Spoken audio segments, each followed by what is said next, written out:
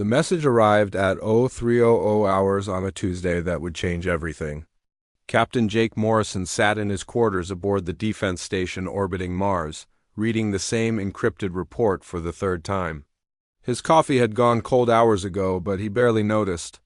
The words on the screen seemed impossible, yet the authentication codes were genuine. Lisa Kane was alive. Morrison rubbed his tired eyes and leaned back in his chair.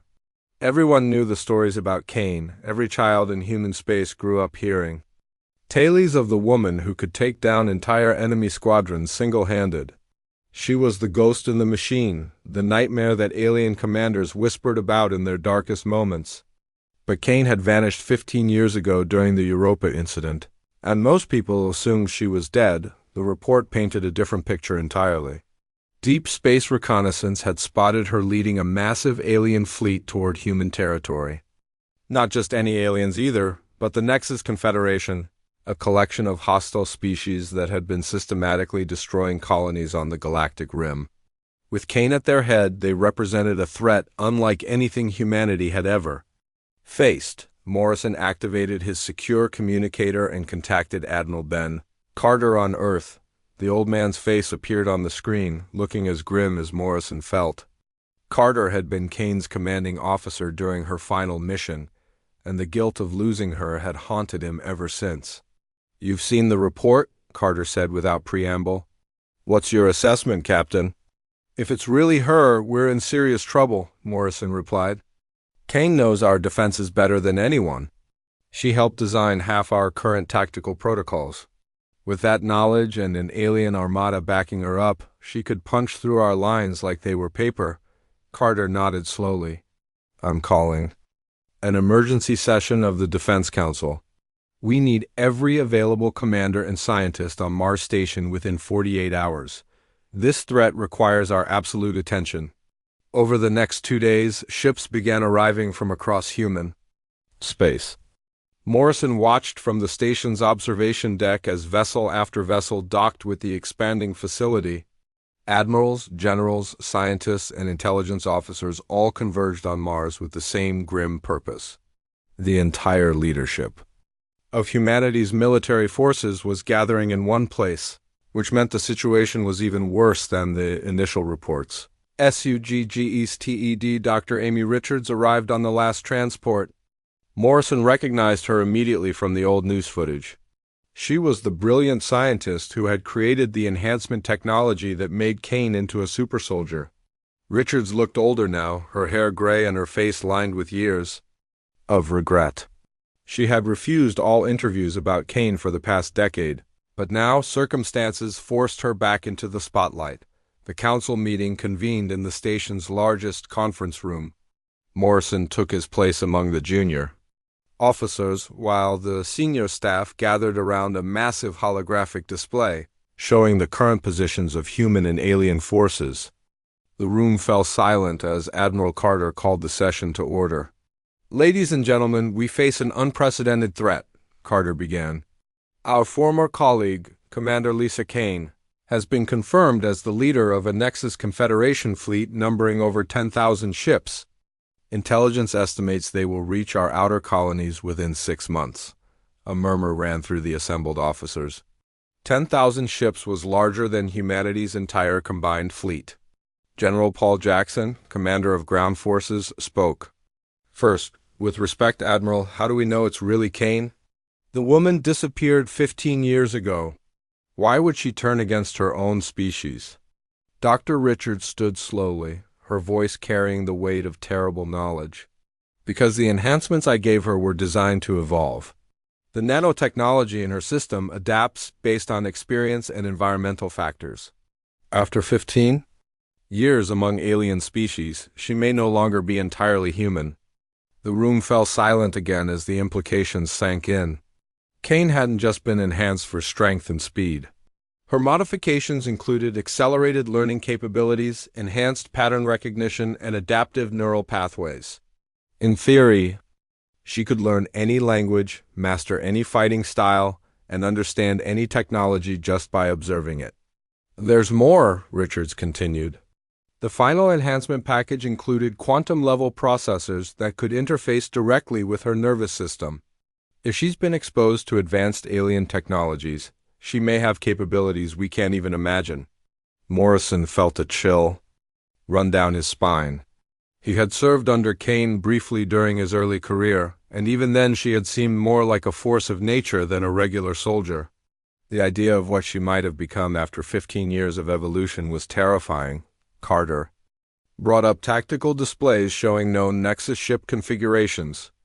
These aren't random raiders or pirates.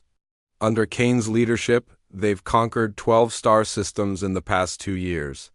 Their tactics show clear human influence but adapted for alien capabilities. They hit hard, fast, and with perfect coordination. Captain Helen Brooks, Chief of Intelligence, added her own disturbing details. Our agents report that Kane has somehow unified 7 different alien species under a single command structure. That should be impossible given their biological and cultural differences, but she's made it work. The Nexus forces show discipline and coordination that rivals our own military. The discussion continued for hours as officers debated response strategies. Some argued for immediate preemptive strikes against the approaching fleet. Others suggested fortifying key systems and fighting a defensive war. A few voices even proposed attempting diplomatic contact with Kane. Though those suggestions were quickly dismissed, Morrison listened to the debates with growing unease. Every strategy discussed assumed they understood Kane's motivations and capabilities. But if Richards was right about the evolutionary nature of her enhancements, then Kane might be playing a game whose rules nobody else understood. As the meeting wound down, Carter made the announcement that everyone had been expecting. I'm authorizing Operation Homeland Shield, the largest military mobilization in human history. Every ship, every soldier, every resource will be dedicated to preparing for Kane's assault. We have 6 months to ready our defenses.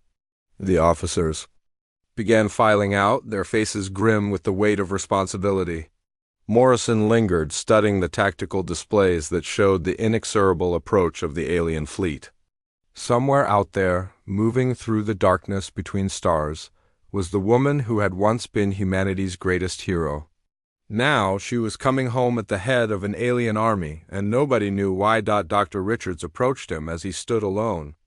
Before the display, you knew her, didn't you? She asked quietly. Morrison nodded. Briefly.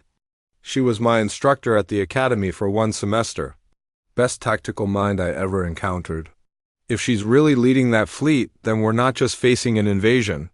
We're facing someone who knows exactly how we think and fight.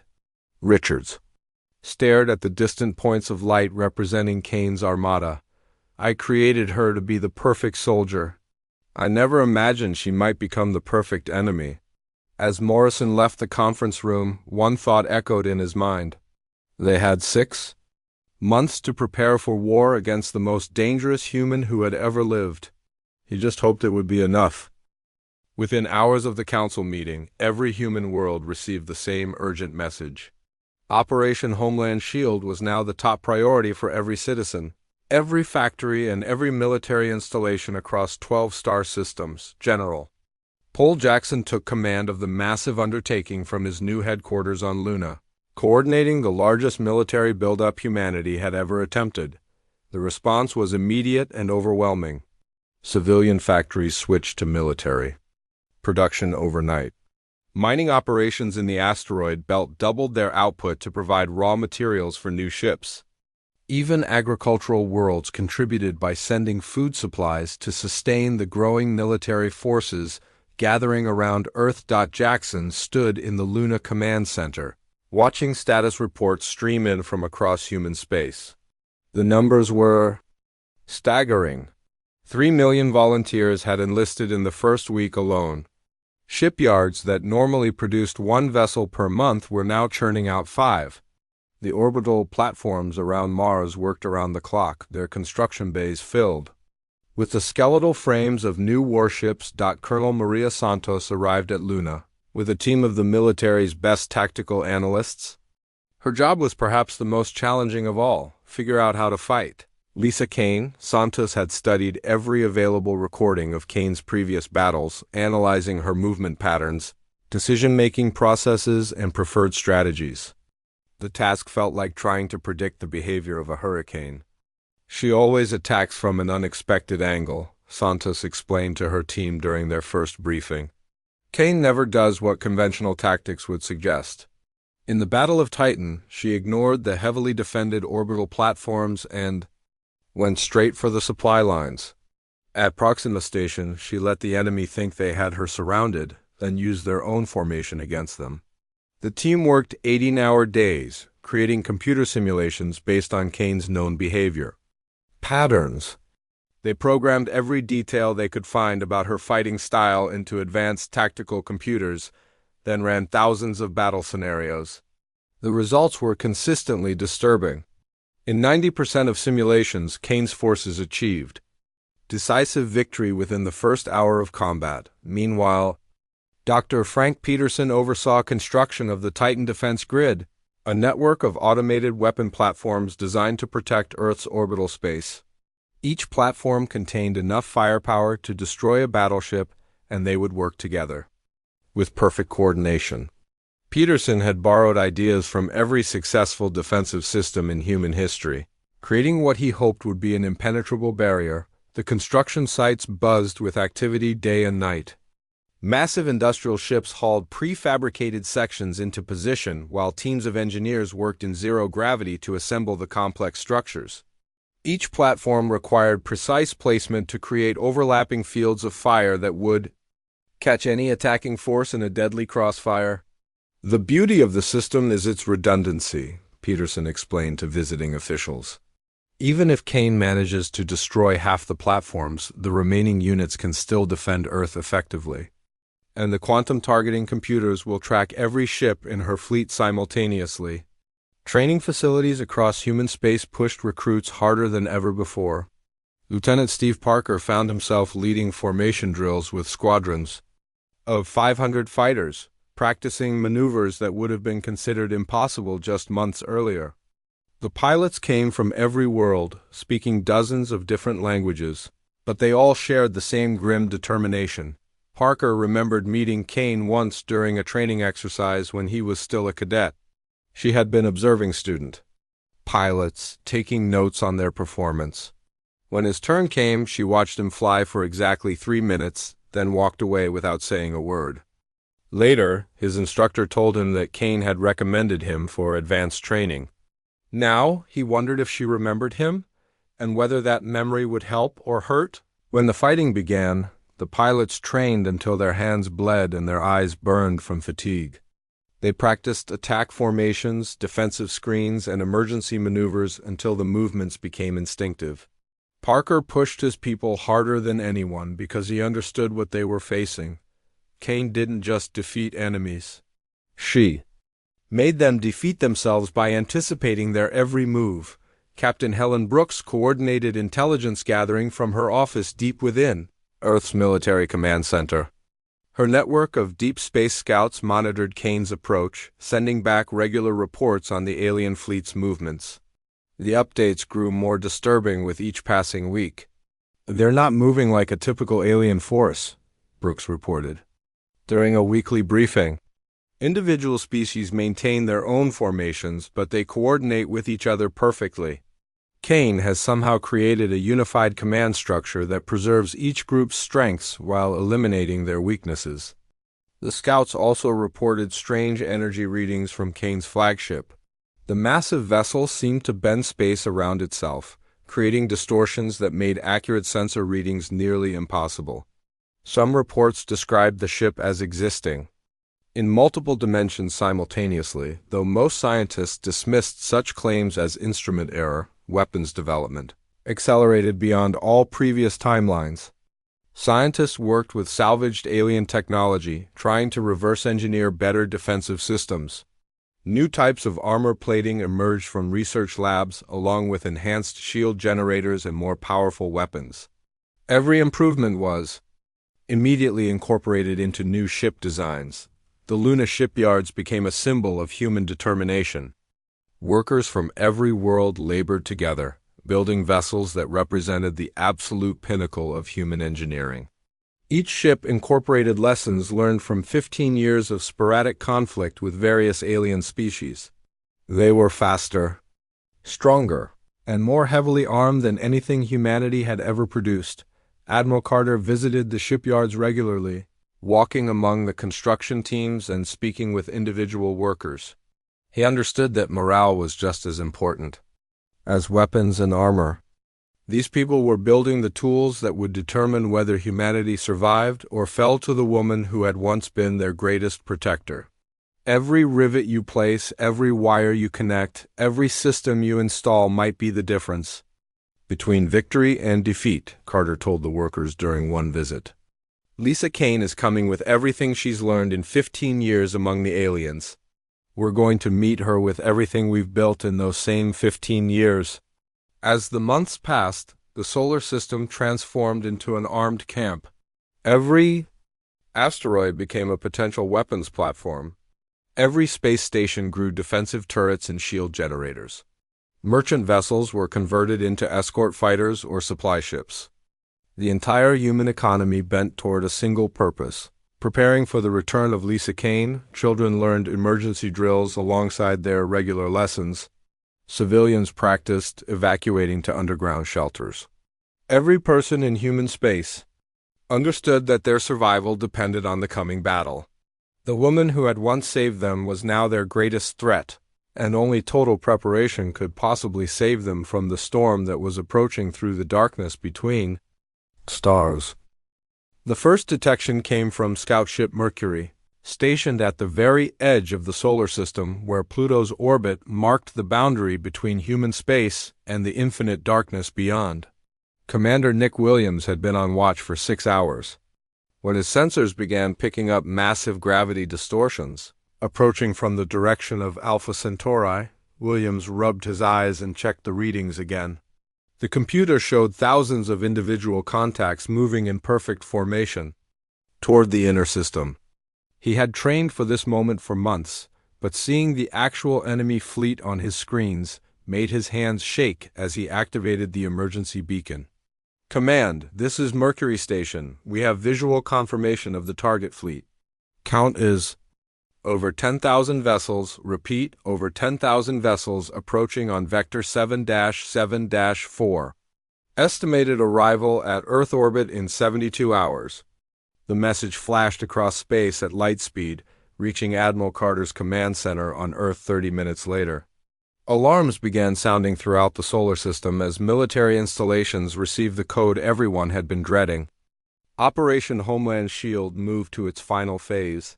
Carter stood before the massive tactical display in Earth's war room, watching red dots appear on the screen as the enemy fleet became visible to long-range sensors.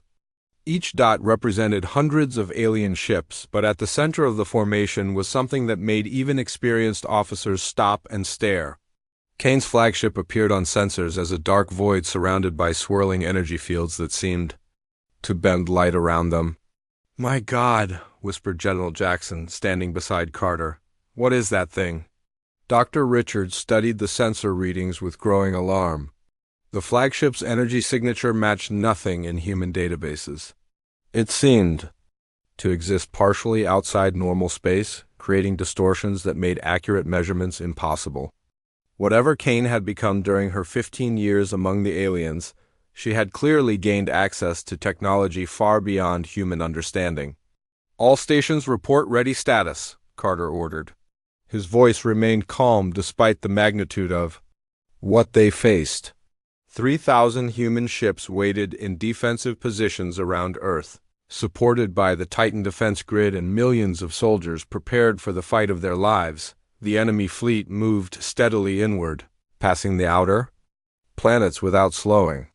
Williams continued transmitting detailed reports from his position, describing formations that seemed to shift and flow like living things. The alien ships maintained perfect spacing while adapting their positions to account for gravitational effects and solar radiation. "They're not just flying in formation," Williams reported during one update. "They're moving like a single organism, responding to obstacles and course corrections with perfect coordination." I've never seen anything like it. Lieutenant Parker waited with his fighter squadron aboard the carrier Defiance, one of hundreds of pilots preparing for the battle that would determine humanity's fate.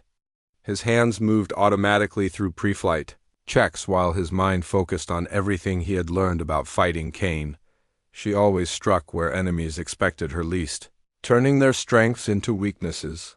The waiting was the hardest part. Parker's squadron had trained together for months, becoming a precision instrument capable of complex maneuvers that would have been impossible with less experienced pilots. But training against computer simulations was very different from facing an enemy who had spent 15 years learning to fight alongside alien species. Captain Brooks coordinated intelligence gathering from her position in the underground command bunker beneath Colorado.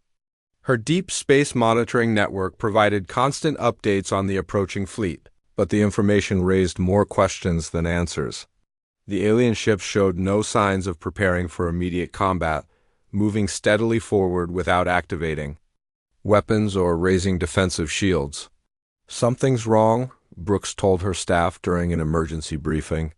Standard Nexus Confederation tactics call for advanced scouts and probe attacks. Kane should be testing our defenses, looking for weak points. Instead, she's bringing her entire fleet straight toward Earth in broad daylight. The mystery deepened when linguistic analysis of intercepted alien communications revealed something unexpected. The various species in Kane's fleet were using a unified command language that incorporated elements from dozens of different alien cultures.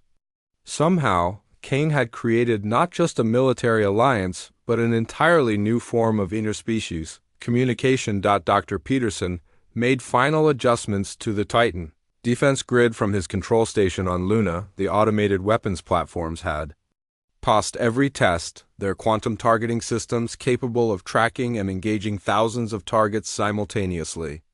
But as he watched the enemy fleet approach, Peterson couldn't shake the feeling that Kane was walking into their trap too easily. "She knows about the grid," Peterson muttered to his assistant. "Kane helped design the theoretical framework for quantum targeting when she was still with us. She has to know what we're capable of." The assistant, a young engineer named Bobby Clark, looked up from his console with confusion. "And why is she bringing her fleet straight at us? It's like she wants to fight our strongest defensive position." Peterson had no answer.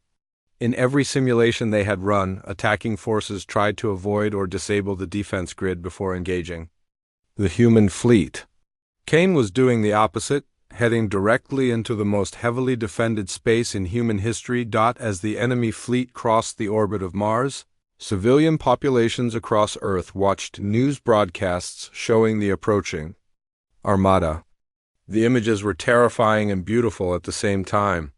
Alien ships of every conceivable design moved through space like schools of exotic fish, their hulls reflecting starlight in patterns that seemed almost artistic. But it was Kane's flagship that captured everyone's attention. The massive vessel seemed to exist in multiple dimensions at once, its outline shifting and blurring as if the ship couldn't decide what shape it wanted to maintain. Energy fields swirled around it like miniature galaxies, creating light patterns that hurt to look at directly. Emergency broadcasts advised all civilians to remain in designated shelters until the battle ended. Children clutched toys while their parents tried to maintain calm expressions despite their terror. Everyone understood that the next few days would determine whether humanity continued to exist as a free species or became subjects of an alien empire led by their former protector. Military commanders made final preparations as the enemy fleet approached the outer edge of the defense grid. Weapons powered up to full charge. Shield generators hummed with barely contained energy. Fighter pilots climbed into their cockpits while ground troops took positions in orbital stations and planetary defense installations. Carter stood alone in the war room, staring at the tactical display that showed both fleets approaching their moment of contact. In a few hours, he would either be celebrating humanity's greatest victory or watching their civilization fall to the woman he had once considered a daughter. Somewhere in that approaching armada, Lisa Kane was preparing for battle against the species that had created her. Carter wondered if any part of the woman he remembered still existed, or if 15 years among the aliens had transformed her into something completely inhuman, the final phase of humanity's greatest. TST was about to begin. At exactly 14:37 Earth Standard Time, everything changed. Admiral Carter watched from the command center as Kane's massive fleet reached the outer edge of human defensive space. For one perfect moment, both armadas faced each other across the void. 3,000 human ships against 10,000 alien vessels led by the woman who had once been their greatest hero. The silence stretched for heartbeats that felt like hours. Then Kane's flagship moved, Captain Morrison, commanding the lead battle group from his position aboard the heavy cruiser Yorktown, had never seen anything like it. The enormous alien dreadnought didn't accelerate like a normal ship. 1 second it was stationary at the edge of the defense grid, and the next it was moving at impossible speed toward the center of the human formation.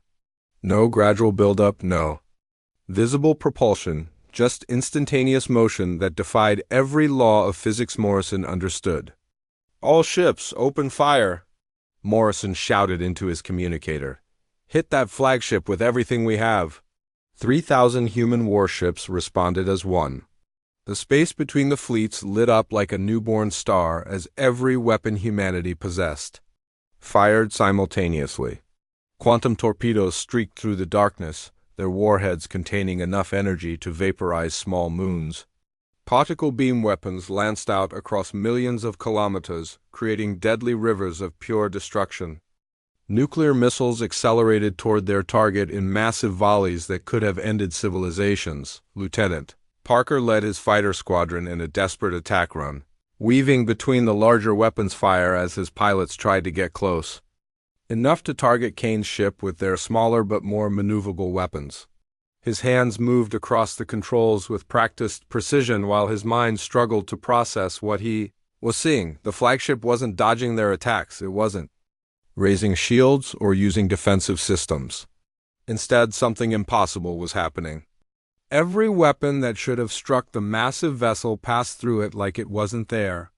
Torpedoes flew through empty space where sensors clearly showed solid metal. Particle beams hit nothing but vacuum despite their targeting computers, insisting they were on target. "What the hell?" Parker muttered, watching his own missiles pass harmlessly through Kane's ship. "Command, our weapons aren't connecting." "Repeat, all weapons are passing through the target without effect." Dr. Peterson watched in horror from his control station on Luna as the Titan defense grid engaged the enemy flagship. 50,000 automated weapons platforms discharged their payloads in perfect synchronization, creating a storm of destruction that should have annihilated anything in its path. The combined firepower represented decades of human technological advancement, enough destructive force to reduce entire planets to cosmic dust. Kane's flagship sailed through the barrage like it was flying through empty space. Every quantum torpedo, every particle beam, every missile and projectile passed through the ship without causing the slightest damage. The massive vessel continued its advance toward the heart of the human fleet, apparently untouchable by any weapon humanity possessed. "This is impossible," Peterson whispered to his assistant Bobby Clark. "Matter can't phase through matter like that. The ship registers as solid on all our sensors, but our weapons are acting like it's a hologram." Clark stared at his instruments with wide eyes. "The energy readings are off the charts, Doctor. That ship is generating some kind of dimensional field that's putting it partially outside normal space. Our weapons exist in 3 dimensions, but the target is somehow occupying 4 or 5. General Jackson coordinated ground-based defenses. From his bunker beneath Colorado Springs, watching helplessly as humanity's greatest weapons proved useless against their former champion. The planetary defense cannons fired continuously, their massive projectiles joining the storm of destruction surrounding Kane's flagship. Like everything else, the shots passed through their target without effect. "Sir," one of Jackson's officers reported, "we're getting reports from all sectors. No weapons of any type are having any effect on the target vessel. It's like we're shooting at a ghost." The alien fleet hadn't fired a single shot yet. They simply maintained their formation while Kane's flagship demonstrated the futility of human resistance. The psychological effect was devastating. Across the human fleet, communication channels filled with confused reports from captains who couldn't understand why their weapons weren't working. Captain Brooks monitored the battle from her intelligence center, trying to make sense of sensor readings that contradicted everything she knew about physics. The flagship's energy signature kept shifting between dimensions, sometimes registering as solid matter and sometimes appearing as pure energy. Whatever technology Kane had acquired during her 15 years among the aliens, it was beyond anything humans had imagined possible then. After 20 seconds of passing through humanity's most devastating weapons without harm, Kane's flagship reached the exact center of the human defensive formation. Suddenly, the energy field surrounding the massive vessel changed. The ship became solid again, existing fully in normal space where human weapons could reach it, but now it was positioned perfectly to strike at the most critical targets in the human fleet. The command ships that coordinated the entire defense were within point-blank range of whatever weapons Kane's vessel carried. Admiral Carter realized what was happening just as Kane struck back. "She let us waste our ammunition," he said quietly. "She positioned herself exactly where she wanted to be, then became vulnerable again. But now we're out of position and low on weapons charges." Kane's ship didn't use conventional weapons. Instead, it generated localized spatial distortions that warped space itself around targeted vessels. Microscopic black holes appeared and disappeared in nanoseconds, their gravitational fields tearing apart anything within their event horizons. The effect was surgical and terrifying, destroying specific targets while leaving nearby ships completely untouched. Morrison watched in shock as Admiral Carter's flagship simply ceased to exist, its atoms scattered across light years of space by forces that made nuclear weapons look like firecrackers.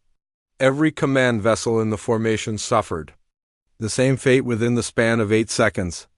The carefully coordinated human defense suddenly became a chaotic mass of individual ships with no central leadership, without coordination. The human fleet began making fatal mistakes.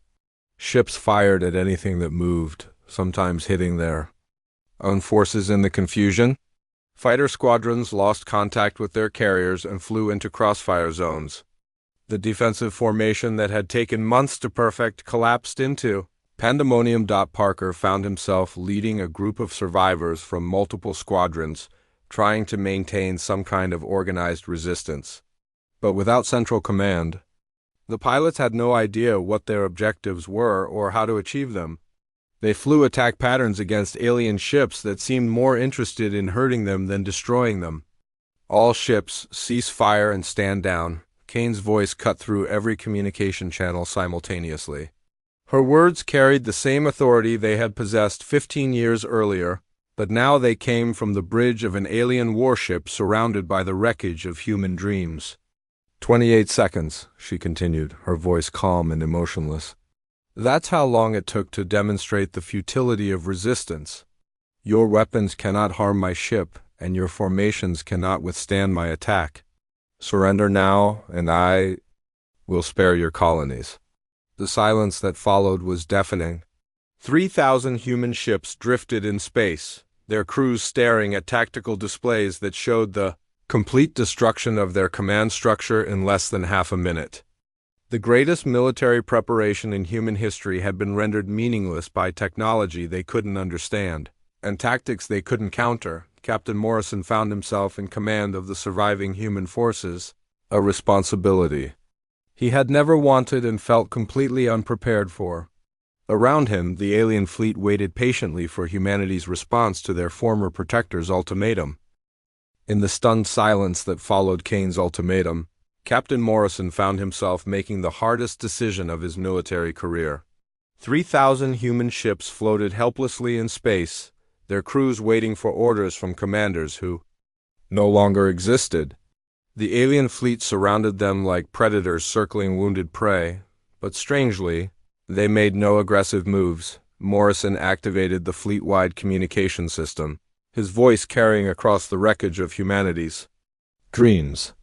"All human vessels, This is Captain Morrison assuming emergency command. Stand down all weapons and maintain current positions. Do not engage alien forces unless directly attacked." The words tasted like poison in his mouth, but Morrison understood the reality of their situation. Kane had demonstrated that human weapons were useless against her technology, and any further resistance would only result in the complete destruction of Earth's remaining defenses. Kane's flagship moved toward the orbital defense station where Earth's surviving leadership waited in shock. The massive vessel docked with the station using mechanical systems that seemed to flow like liquid metal, creating an airtight seal that defied conventional engineering. Whatever Kane had become during her 15 years among the aliens, she clearly had access to technology that humans couldn't begin to understand. Dr. Richards waited in the station's main conference room along with the other surviving members of the Defense Council. Her hands shook as she stared at the sealed doorway where Kane would soon appear. The woman she had created, the super soldier who was supposed to protect humanity, had just crushed their greatest military effort in less than 30 seconds. The door opened with a soft hiss, and Kane stepped into the room. Richards barely recognized her former student. The enhancements had evolved far beyond anything she had originally designed. Kane moved with inhuman grace, her steps making no sound on the metal floor. Her eyes held depths that seemed to contain the knowledge of entire civilizations, and when she looked at the assembled humans, they felt like insects being examined by a scientist. But when Kane spoke, her first words shattered every assumption about her motives and intentions. "The Devourer fleet will reach this galaxy in 18 months, she said, her voice carrying the same authority it had possessed 15 years earlier. "Everything I have done has been to prepare humanity for what is coming."